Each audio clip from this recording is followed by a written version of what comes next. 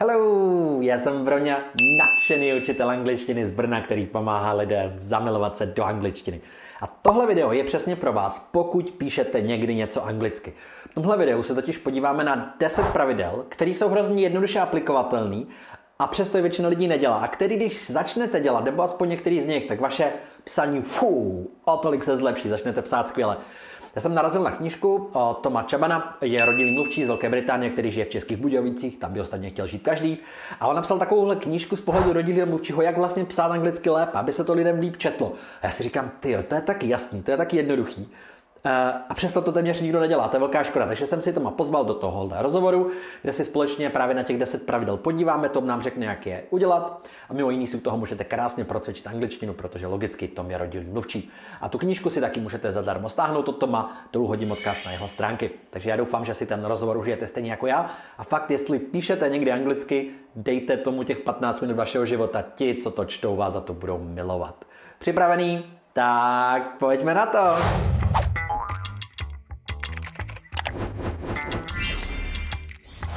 Hello, Tom. I'm happy to have you here, and let's go straight into it. So, what's, in your opinion, the first rule of successful writing? Okay, so the first one is keep it simple. I think a lot of English language learners try to be flamboyant with their writing, but it's best to keep everything simple.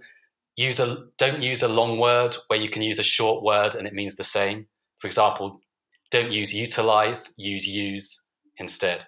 It's very straightforward, but if you want to write efficiently and clearly, then keeping it simple is the best way. I agree. Don't try to be second Shakespeare. Unless maybe it's some kind of FC, CAE, CPE exam where you want to show all the cool words, but in real life, I agree, it's not very useful. Thank you. And what's the rule number 2? Number 2 is use fixed phrases. So these, for example, in an email, that's phrases like I'm writing in response to, I look forward to hearing from you. And just, if you can develop a big list of these, then it's a really good template. I know some students think it's not very original, but it's really good to have this framework if you want to write efficiently. But how can I collect them? Imagine that I feel like, oh, this is a great idea, but where do you collect them and where do you store them so you can use them when you need them? You could just put them in a Word file. I've got a long list of them as well that you can get from me if you want. But I just put them in my computer somewhere. Just put a file and actually you have like headlines like opening emails, closing emails, saying that you can't come or. Yeah, exactly. And actually, I don't think you'd have to do it for very long because once you've used the same phrase once or twice, you'll know that's the phrase. I use this every email, so it's fine. Or just create an email template and fill it in. Clever. Thank you. And rule number 3, please. Rule number 3 is don't get too stressed over formal and informal language. I know that in the Czech Republic you have Tikani and Vikani, and it's very important. But in English, it's not as important, and there's a big grey area between formal and informal. So obviously don't start a business email, hello mate, it's not good, but you can get away with quite a lot, especially now when all writing is more casual than it used to be. And also the flip side is if you're writing less formally, don't try to fill your writing with slang because it looks like you're trying to be a rapper or something. Probably not. Well, it might be what you're after, but usually not. Yeah, that's true. And I think quite a lot of textbooks that people still study with, they use this formal, informal letter, but it was for writing really with hand, and the rules changed a lot with email. So it's good to know that it's not the same. That's a good point. Okay, thank you. We are going to number 4. We are quick. Good job. Number 4, I'd say try to avoid idioms in your writing. I know they're fun to use, but you have to get them exactly right and use them in the right context. Otherwise, they look really weird. I've written down one example that a student once wrote. He said, one could say that it's calling the kettle black. There is nothing worse than having one bird in the hand and only 2 in the bush. because it means we will miss this opportunity, even if you are the devil's advocate. And you read something like that and it's meaningless, you know? So I get it. I get why people want to use it, but in writing particularly, I'd avoid it if you can. I understand, and it makes point. I think just it's people, once they learn it, they just want to use it so badly, but sometimes it's not good. I know, and don't get me wrong, if you're speaking and you get it right, then it looks very good, but the risk is high. I agree. Okay, rule number 5, please. 5. Number 5 is, so say what you need to say and then politely leave. So in my experience, most students say that they don't like writing in English, but then they write pages and pages trying to communicate something that could have been said in 2 or 3 lines. So I always try and tell my students, keep your writing to the point, delete unnecessary words. For example, adverbs, they should be the first to go. And you can also do other things like use the active voice, or it also cleans up your writing. I think there is even some kind of editor or word processor called Hemingway, and it underlines all the words that are not necessary, and you can delete it, because I think Hemingway was famous for trying to make it as short as possible. And also me as a reader, or you as a reader, everybody as a reader, we just want to clearly see what people want. We don't want to suffer through 2 A4 pages to discover that they just want something super simple. Yeah, of course. Just making it worse for everyone. So, yeah. But I've used that Hemingway app. It's pretty good. Yeah. Thank you. Okay. And when we just kind of talked about our readers, and I think this is rule number 6, isn't it? Yeah, so number 6 is consider your reader. I think a lot of us make the mistake of worrying about what impression we're going to make, and then we completely forget about our reader. So if we can stop obsessing about making mistakes and the impression we're going to make and focus on the reader, it will definitely improve your writing. So if you're writing an email, imagine how the recipient's going to be feeling when they're opening that email after a long day.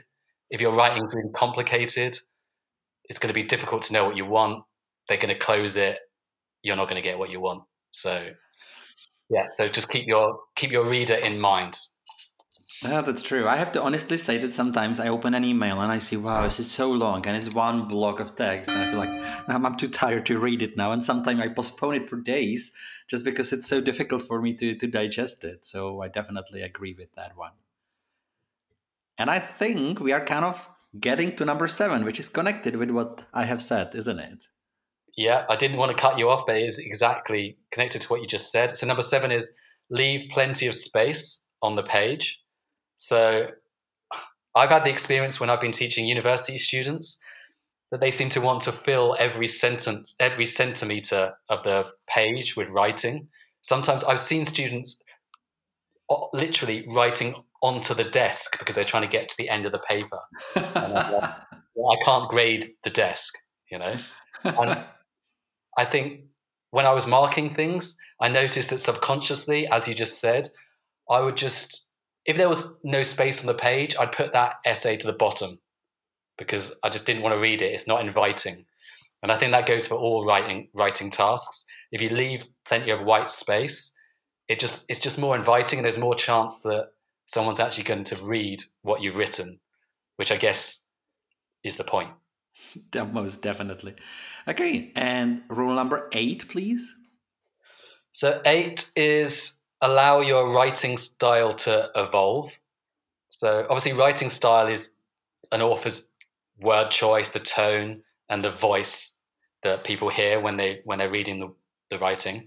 And I think what happens is a lot of people, me included sometimes, try to copy writers that they like, but then they don't do it successfully. So it seems like what's been written has been written by several writers and not just one. So I just recommend allowing your writing to evolve by focusing on writing clearly, using common vocabulary and minimizing mistakes. And then it will kind of evolve naturally rather than you trying to force it again, it goes back to number one, like not trying to be too clever. But what do you think you need for your writing to evolve? Because it's not going to happen by magic. Do you think you should read a lot and write a lot, or just read or just write, or is it somehow a combination, or, because I think you get better only when you practice it, or not? Yeah, I'd agree with you. I'd say you just need to, if you want to get good at something, you have to do it. So if you want to get good at writing, you have to write, and then also get good feedback about what you're doing wrong. Because if you don't have the feedback, then you could write for years and years and years, and you're going to improve a little bit, but you're not going to know what you're doing wrong, so you're not going to improve as much as you could. Excellent. Thank you. And we have just 2 rules left. Number 9, please. Number 9 is, it's quite obvious, organize your ideas. So I found, I don't want to just bash Czech students, because students, like English language learners, are the same everywhere. But if you don't plan, which a lot of students don't, then it's going to lead to big issues, like confusing paragraphs that don't support the topic, fluffy sentences, not really saying anything. So even for short tasks, I'd say you can still get into the habit of noting down the main points. Even for email, before you start, just bullet point really quickly, and then at least you'll have something to work with. Great, yeah. Because I think people feel like, I don't have time to do that, but in the end it saves time and it's really useful. I would also feel that it's good to have one idea, one paragraph, because sometimes they put everything, in a few sentences, and when I read it, I'm like, is this about that or that? Or, my head is spinning. I have to say, especially I think in England, we're taught how to organize our writing from an early age. In the Czech Republic, I don't think it happens so much. And I have noticed that people just seem to write and write and write until they find the conclusion for themselves. And then that's their conclusion. But then the reader has to read you trying to figure it out, which is not ideal. It can be brilliant, but on the whole, not ideal. Yeah, good. And last but not least, rule number 10. Okay, so rule number 10 is always self-edit. I think most people know this, but then they don't seem to do it. Too lazy. And I know this feeling, you finally finished and you're like, it's done. It's over. I don't want to see it ever again, but I think you should, shouldn't you? You should, and also when you're doing it, each time you read through it, look for something else. Like, I'll check my grammar this time, or this time I'll check what vocabulary I'm using, rather than trying to do everything all at once, because that way then it can be too much. And you end up crossing out. That's a good point. That's a good idea. Thank you. And Tom, just to explain, what we have done was a super short extraction from your ebook or book that is called 10 Unbreakable Rules of Writing. Is it right? Can you tell us about the book a bit and about your other great books that are being published or that have been published recently? Is that correct? That is, yeah, I'll quickly tell you. So, that was from the 10 Unbreakable Rules of Writing. It's for foreign learners of English, and you can download that for free at my website. It's very short. I've also written a series of books. But your website is, can you just tell us to be sure that we don't miss it? Yeah, it's tomchaban.com. So thank you. I'll try to put it to the links, but if I forget, it sometimes happens to me, so people can find it. Good. Yeah, so you can download that for free there. And I've also written a series of books for specific writing tasks. So how to write essays, how to write letters, how to write emails. They're available online. If you just type my name and how to, you'll find them. And also I've written one more called 101 English Mistakes That Czechs Make and How to Avoid Them, which is obviously aimed only at Czechs. Yeah, and I think it's really nice to hear it from your perspective. I publish, some things about typical Czech mistakes too, but quite often it's like, I see it from the Czech perspective, so it's nice to hear it from you. When you hear something and you're like, oh, what that means, and then you later discover the source of the mistake. So the book is really useful. Tom, is there something you would like to say before I say goodbye and thank you? Some kind of message to the world or to the students of English? Message to the world: don't give up. Keep on keeping on. You're probably better than you think. Couldn't agree more. Thanks a lot again. And check Tom's books. They're excellent. Thank you again and have a lovely day, everybody. And especially you, Tom. Bye-bye. Thanks, Broňa.